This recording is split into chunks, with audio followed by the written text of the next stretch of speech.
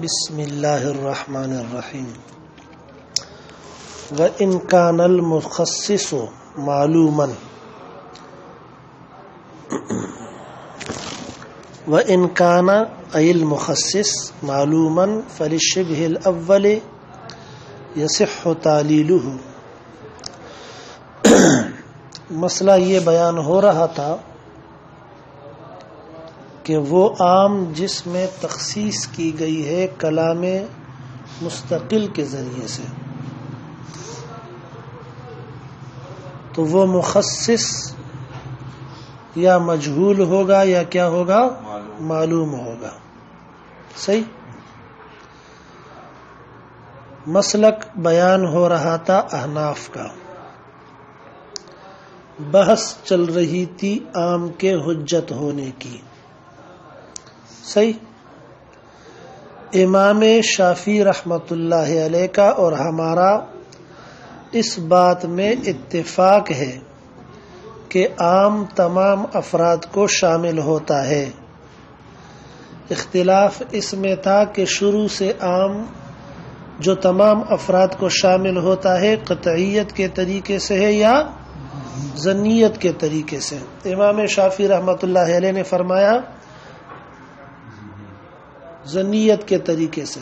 صحیح؟ احناف نے کہا کہ ابتداءً عام جو ہے وہ اپنے تمام افراد کو شامل ہوتا ہے قطعیت کے طریقے سے۔ سمجھے؟ پھر بحث چلی کہ عام کو خاص کرنے والی چیز جب کلام مستقل ہو، کیا ہو؟ سمجھ میں آیا مسئلہ؟ تو اس صورت کے اندر اگر وہ خاص کرنے والی شے مجہول ہے، یعنی وہ کلام مستقل مخصص کیا ہے؟ مجہول ہے یا معلوم ہے، دونوں صورتوں کے اندر حکم ایک ہی ہے ہمارے نزدیک کہ عام جو ہے وہ کیا بن جائے گا؟ ظنی بن جائے گا۔ پہلے کیا تھا؟ قطعی تھا۔ توجہ ہے کہ نہیں ہے؟ یا نہیں سمجھا؟ کیا کہا میں نے؟ کون سی صورت میں؟ جب دونوں صورتوں میں۔ کیا؟ چاہے مخصص مجہول ہو یا معلوم ہو۔ نہیں سمجھ میں آیا مسئلہ؟ مخصص مجہول کی تفصیل پچھلے سبق میں گزر گئی کہ کلام مخصص یعنی وہ کلام جو عام میں کیا کرنے والا ہے؟ تخصیص کرنے والا ہے، اگر وہ کیا ہے؟ مجہول ہے۔ سمجھے؟ تو اس صورت کے اندر بھی عام جو ہے وہ قطعی سے کیا بن جائے گا؟ ظنی بن جائے گا۔ آج کا سبق یہ ہے کہ اگر مخصص کیا ہے؟ معلوم ہے، تو کیا ہوگا؟ جواب پھر بھی وہی ہے کہ ہمارے نزدیک پھر بھی عام جو ہے وہ قابل احتجاج رہے گا، لیکن فرق وہی آئے گا جو مجہول مخصص کی صورت میں تھا، یعنی قطعیت سے کس چیز کی طرف آ جائے گا؟ ظنیت کی طرف آ جائے گا۔ نہیں سمجھ میں آیا مسئلہ؟ اب پورے سبق کا خلاصہ دو لفظ ہے۔ صحیح ہے؟ پچھلے سبق کا بھی اور آج کے سبق کا بھی، کہ عام احناف کے نزدیک قطعی ہے، یعنی لفظ عام جب بولا جائے، سمجھے، المشرکون المؤمنون، تو وہ اپنے تمام افراد کو کیا ہوگا؟ قطعا و یقیناً کیا ہوگا؟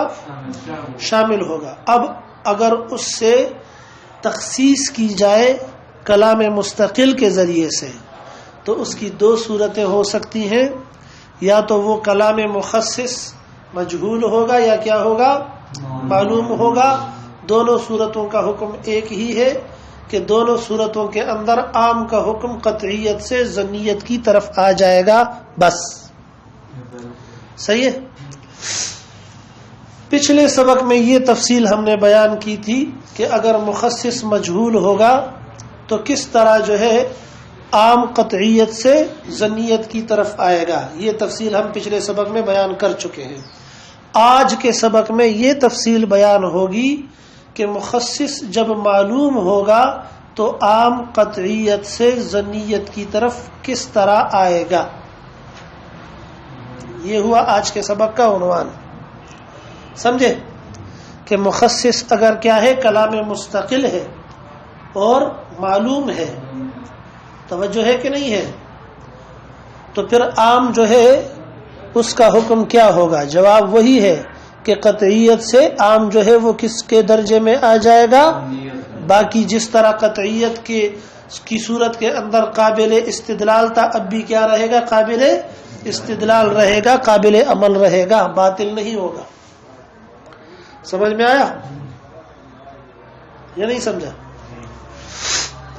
اچھا جی، اب تفصیل اس کی یہ ہے، ادھر دیکھو، ادھر عام مخصص کی دو مشابہتیں ہیں. عام مخصص کی توجہ ہے کہ نہیں ہے؟ اور کلام مخصص کی، کس کی؟ کلام مخصص کی، یعنی وہ کلام مستقل جو کہ کیا ہے؟ مخصص ہے، تخصیص کرنے والا ہے. کس چیز کے اندر تخصیص کرنے والا ہے؟ عام کے حکم کے اندر یا عام کے اندر، سمجھے نا؟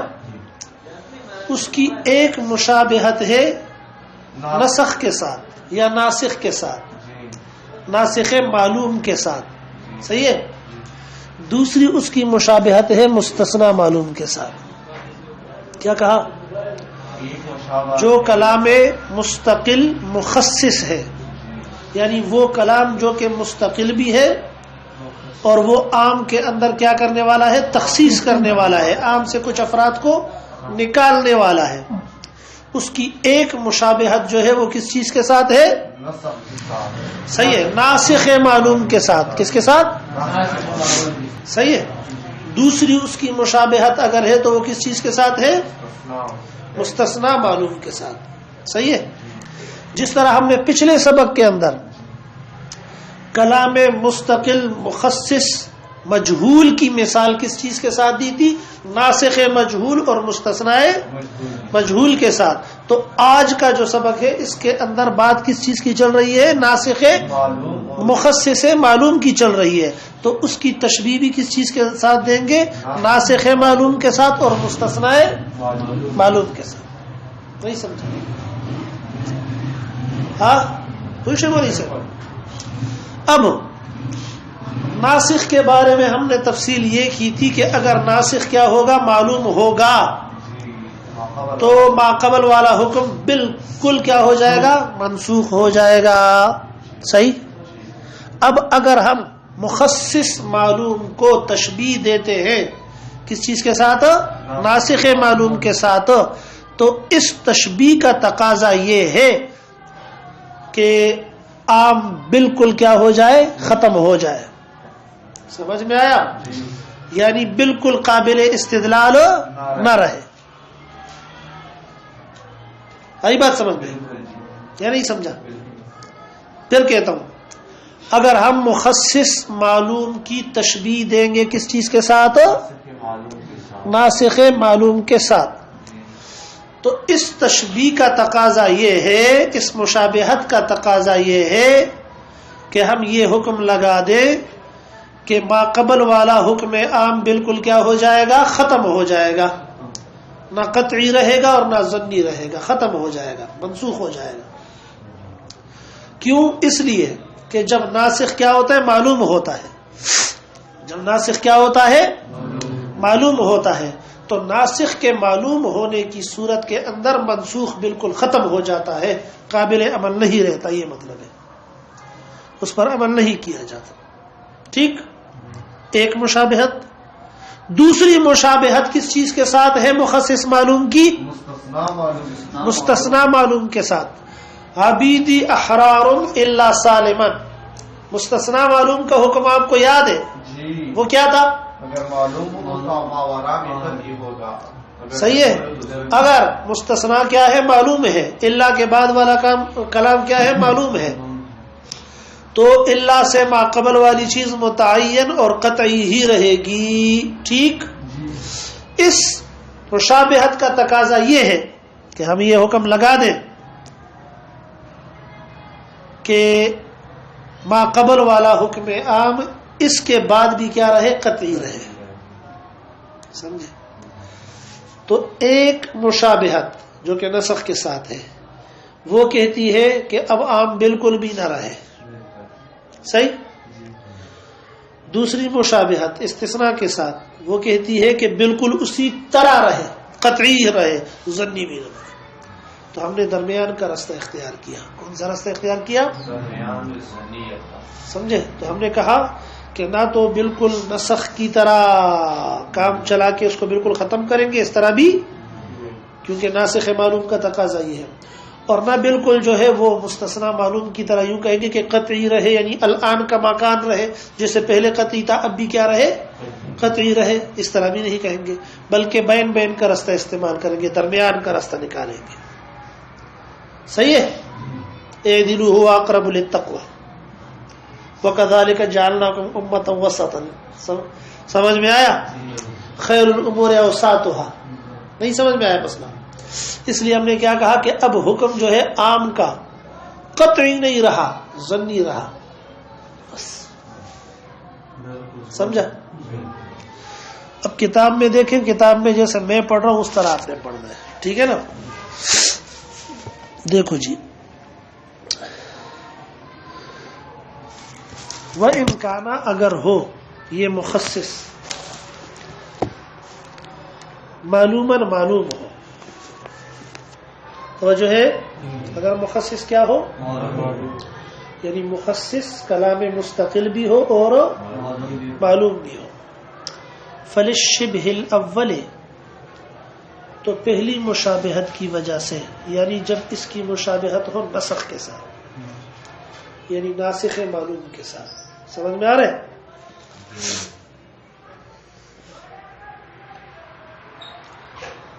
یصح تعلیلہ، یصح تعلیلہ. توجہ ہے، اس کو سمجھو تھوڑا. صحیح ہے تعلیل اس مخصص کی، صحیح ہے. سمجھے؟ اب تھوڑا نیچے آ جاؤ چوتھی لکیر پہ. وَإِذَا صَحَّ تَعْلِيلُهُ نظر آ رہے ہیں؟ جی. جب صحیح ہو جائے اس کی تعلیل، جب صحیح ہو جائے لا یدرا تو معلوم نہیں ہوگا انہو کم یخرج بالتعلیل کہ کتنے افراد نکلیں گے تعلیل کے ذریعے، اے بالقیاس یعنی قیاس کے ذریعے، وکم یبقى تحت العام اور کتنے افراد باقی رہیں گے کس کے تحت میں؟ عام کے تحت میں. سمجھے؟ فیوجب جہالتا فیما بقی تحت العام تو ثابت کرے گا جہالت کو فیما بقی تحت العام کے اندر. سمجھے نا؟ یعنی ان افراد کے اندر جو عام کے تحت میں کیا رہے؟ باقی رہے. اور اس جہالت کا تقاضا یہ ہوگا کہ عام مخصوص حجت نہ رہے. سمجھ میں آ رہا ہے مسئلہ؟ کیونکہ مشابہت کس چیز کے ساتھ ہے؟ ناسخ کے ساتھ ہے. اب یہاں پر جو ماتن کی عبارت ہے فَلِلشِّبْهِ الْأَوَّلِ، توجہ ہے، یصح تعلیلہ، اس سے ایک وہم پڑتا ہے.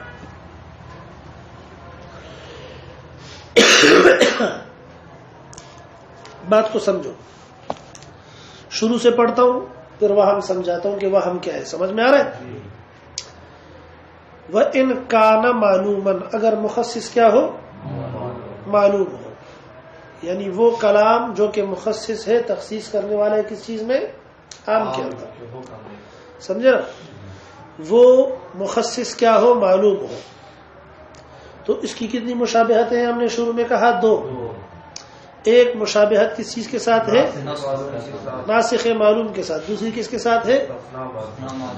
فَلِلشِّبْهِ الْأَوَّلِ يَصِحُ تَعْلِيلُهُ. فَلِلشِّبْهِ الْأَوَّلِ پہلی مشابہت کی وجہ سے جو کہ ناسخ کے ساتھ ہے. صحیح. یصح تعلیلہ صحیح ہے اس کی تعلیل، اس مخصص کی. توجہ ہے کہ نہیں ہے؟ اس کی تعلیل کے صحیح ہونے کا مطلب یہ نکلے گا پھر کہ مزید افراد کو قیاس کے ذریعے سے کیا کیا جائے؟ عام سے نکالا جائے. بات سمجھ میں آئی؟ کہتے ہیں اس کے دو مطلب لیے گئے ہیں، ایک غلط ہے اور دوسرا صحیح ہے. ہم دونوں مطلب آپ کے سامنے رکھیں گے تاکہ آپ غلط مطلب اس کا نہ لے لیں. توجہ ہے کہ نہیں ہے؟ اس کا جو صحیح مطلب ہے وہ یہ ہے کہ یہ مخصص اس لحاظ سے کہ یہ ایک مستقل نص ہے. یہ کیا ہے؟ سمجھ میں آ رہا ہے مسئلہ؟ اس کی مشابہت ہے ناسخ کے ساتھ کہ ناسخ بھی ایک مستقل نص ہے. توجہ ہے کہ نہیں ہے؟ استقلال کے اندر تشبیہ ہے. کس چیز کے اندر؟ بات سمجھ میں آئی کہ نہیں سمجھے؟ کہ جس طرح ناسخ کیا ہے؟ کلام مستقل ہے، اسی طرح جو ہے وہ مخصص بھی کیا ہے؟ کلام مستقل ہے. یہ مطلب. لیکن اس کا ایک دوسرا مطلب بظاہر سمجھا جا رہا ہے، وہ مطلب مراد لینا صحیح نہیں ہے. وہ دوسرا مطلب کون سا ہے؟ کتاب میں دیکھیں. لا یرید بقولہ، توجہ ہے کہ نہیں ہے؟ نہیں ارادہ کیا ہے ماتن نے اپنے قول کے ذریعے. کون سا قول؟ فلشبہ الاول یصح تعلیلہ والا قول. توجہ ہے کہ نہیں ہے؟ اس کے ذریعے ارادہ نہیں کیا ہے. کس بات کا ارادہ نہیں کیا؟ توجہ ہے؟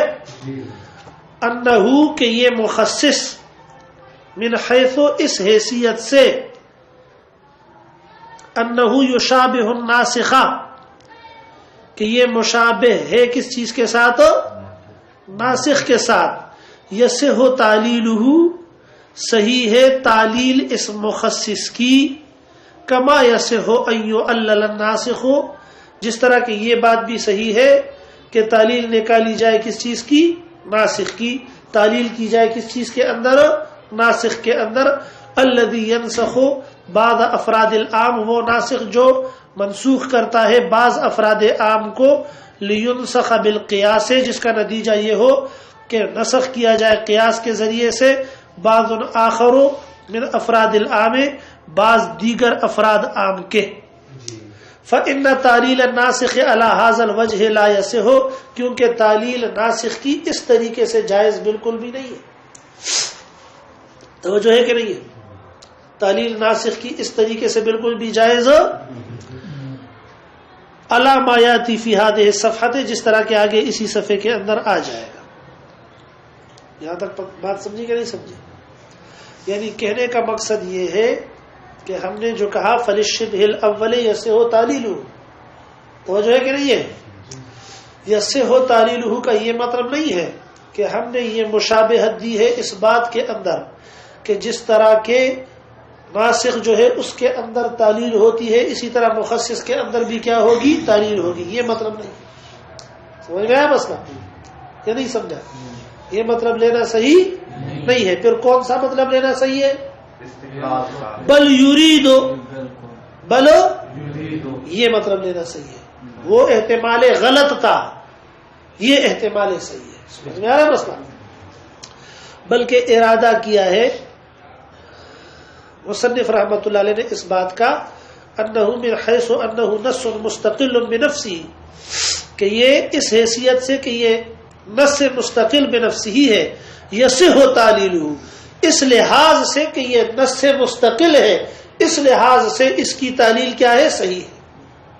سمجھ میں آ رہا ہے؟ مشابہت ناسخ کی وجہ سے نہ. نہیں سمجھ میں آیا مسئلہ؟ مخصص کی تعلیل صحیح ہے اس وجہ سے نہ کہ اس کی مشابہت کس چیز کے ساتھ ہے؟ ناسخ کے ساتھ. نہ، یہ مطلب نہیں، بلکہ نص مستقل ہونے میں اس کے ساتھ کیا ہے؟ مشابہ ہے. توجہ ہے کہ نہیں ہے؟ اس وجہ سے اس کی تعلیل کیا ہے؟ صحیح ہے.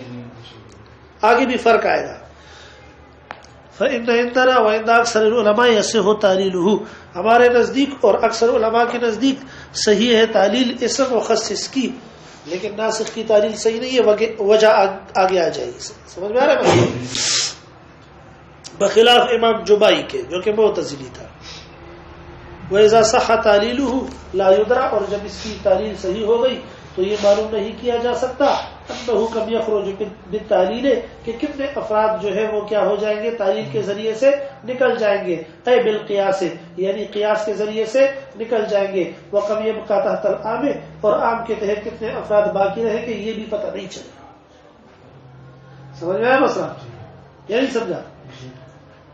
وَإِذَا صَحَّ تَعْلِيلُهُ جب اس کی تعلیل کیا ہو جائے گی مخصص کی صحیح ہو جائے گی تو پھر یہ معلوم نہیں کیا جا سکتا کہ کتنے افراد ہیں جو کہ نکل جائیں گے تعلیل کی وجہ سے یعنی قیاس کی وجہ سے اور کتنے جو ہے وہ باقی رہ جائیں گے کس کے تحت عام کے تحت میں۔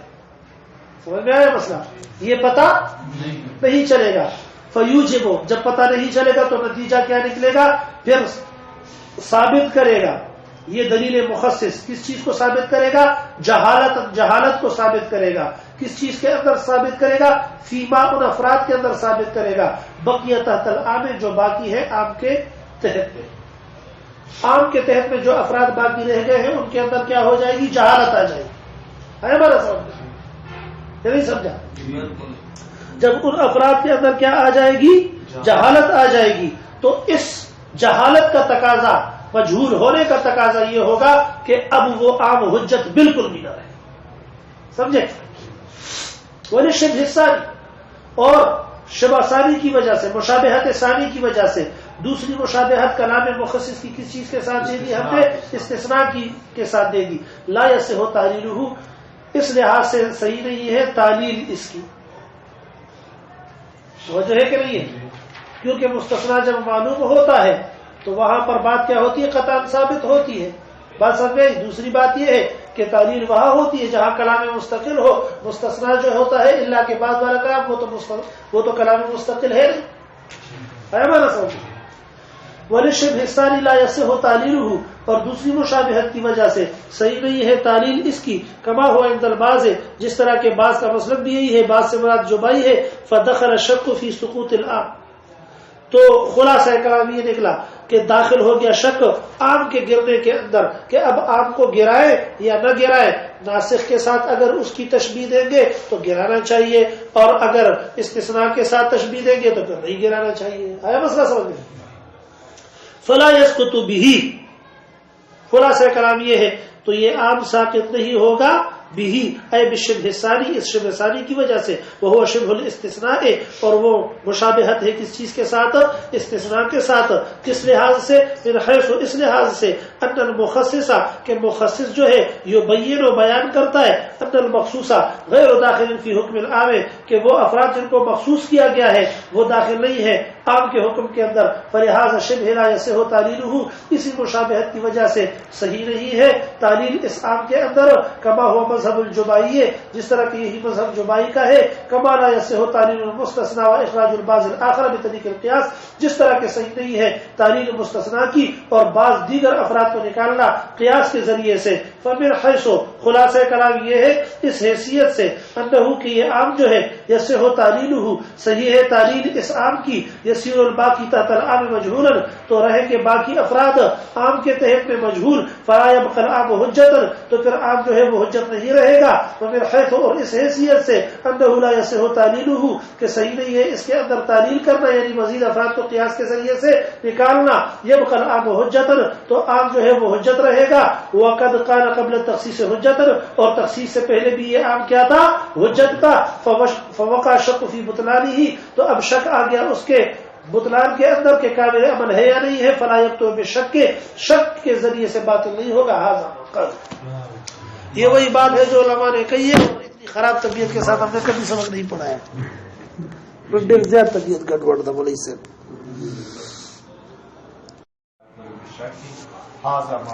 بسم اللہ الرحمن الرحیم۔ وَإِنْ كَانَ الْمُخَصِّصُ مَعْلُومًا وَإِنْ كَانَ أي المخصص معلوما فللشبه الأول يصح تعلیلہ۔ مسئلہ یہ بیان ہو رہا تھا